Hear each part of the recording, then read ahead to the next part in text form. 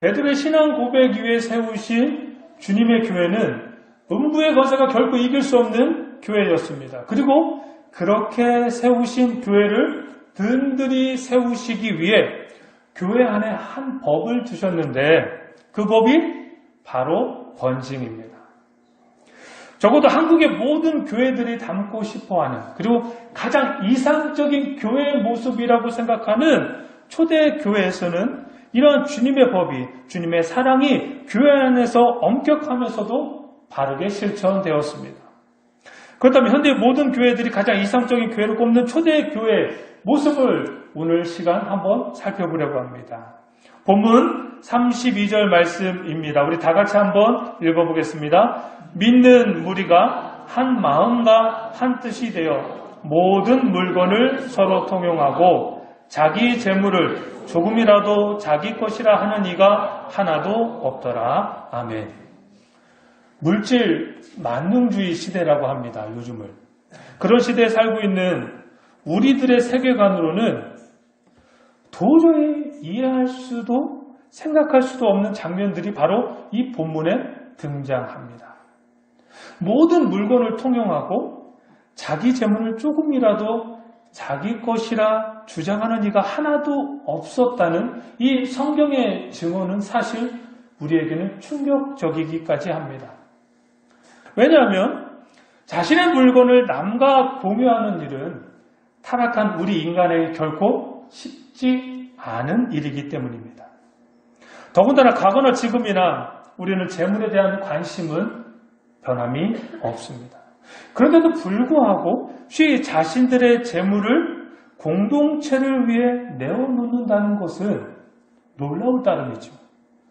물론 초대교회에서 이러한 이상적인 모습이 계속 지속됐다고 볼 수는 없습니다. 왜냐하면 바울이 쓴 신약성경의 다른 서신서들의 내용을 살펴보면 탐욕에 대한 이야기, 그러니까 탐욕에 대하여 경고하거나 주의를 권면하는 내용들이 많이 등장하기 때문입니다. 그러나 어찌됐든 인간의 이 이기심을 극복한 초대교회의 아름다운 정신만큼은 우리 모두가 이 땅에서 추구해야 할 모범적인 것만은 틀림없어 보인다라는 사실입니다.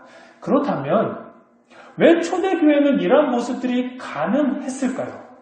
그 가능했던 이유는 과연 무엇이었겠습니까? 본문 33절 말씀입니다. 우리 다 같이 읽어보겠습니다. 사도들이 큰 권능으로 주 예수의 부활을 증언하니 무리가 큰 은혜를 받아. 본문은 사도들이 예수님의 부활을 증언했고 그리고 그 부활을 증언한 결과 무리가 큰 은혜를 받았다라고 증언하고 있습니다. 예수님의 부활이 없는 십자가는 단지 저주에 지나지 않으며 예수님께서 부활하지 않았다면 예수님의 하나님 되심과 믿는 자의 부활도 부인되고 말 것입니다. 한번 여러분 생각해 보시면 우리가 만난 예수님은 부활하신 후에 예수님이십니다. 따라서 당연히 예수님의 부활을 증언하는 일은 마땅한 일이고 그 부활이 곧 복음의 내용이기도 한다는 사실입니다. 따라서 사도들이 예수님의 부활을 증언했다라는 것은 기독교의 핵심을 증언하는 것과 매번 다르지 않습니다. 또한 본문 말씀 가운데 증언하다에 해당하는 원어의 뜻에는 빚을 갚다라는 언적 의미를 내포하고 있다는 겁니다. 따라서 본문을 좀 더 문자적으로 풀이하면 증언하는 일을 갚고 있었다. 이렇게 되는 거죠. 바울은 로마서 1장 14절 말씀을 통해 이렇게 이야기합니다. 헬라인이나 야만인이나 지혜 있는 자나 어리석은 자에게 다 내가 빚진 자라. 이렇게 고백하고 있습니다. 복음의 빚을 졌다는 거예요. 바울은 내가 먼저 예수님을 믿게 된 이유가 다른 사람에게 복음을 전하기 위해서 예수님께서 나를 특별히 먼저 택하셨다라고 생각하며 살았습니다. 그런데 복음의 빛을 진 사람이 비단 바울뿐이겠느냐는 겁니다.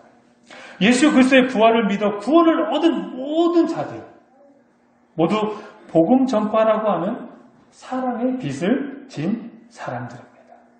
그리고 이 자리에 앉아있는 우리 역시 예외는 아니죠. 로마서 13장 8절 말씀입니다.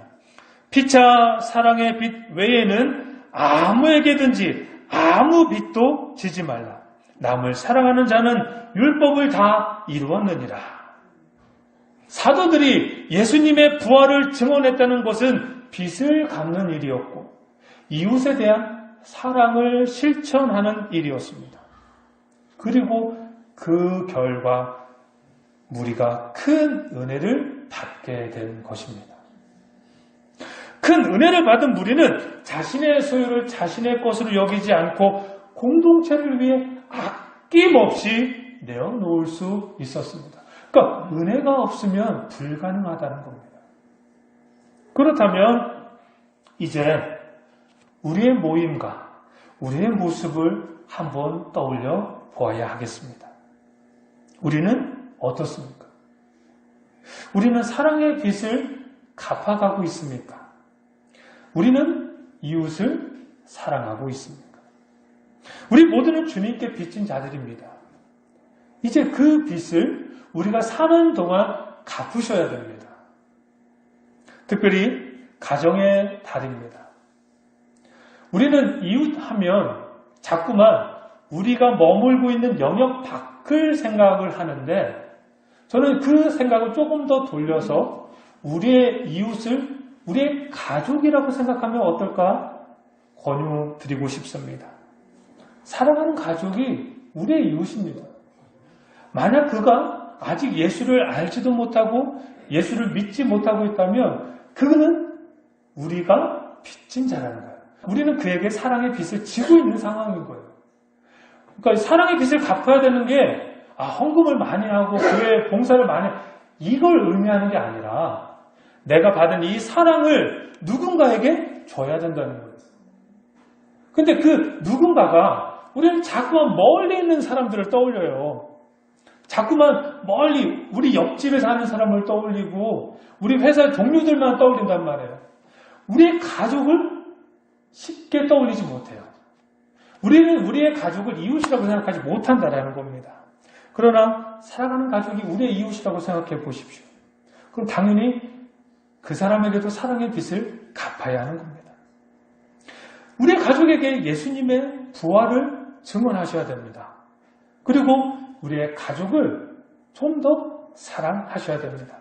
왜냐하면 그 일이 바로 교회인 우리가 해야 할 일이기 때문인 것이지요. 디모데전서 6장 12절 말씀입니다. 믿음의 선한 싸움을 싸우라. 영생을 취하라. 이를 위하여 네가 부르심을 받았고 많은 증인 앞에서 선한 증인을 하였도다. 이 말씀이 우리 장양교회 성도들 모든 가정마다 이루어지기를 주님의 이름으로 축원합니다. 기도하겠습니다.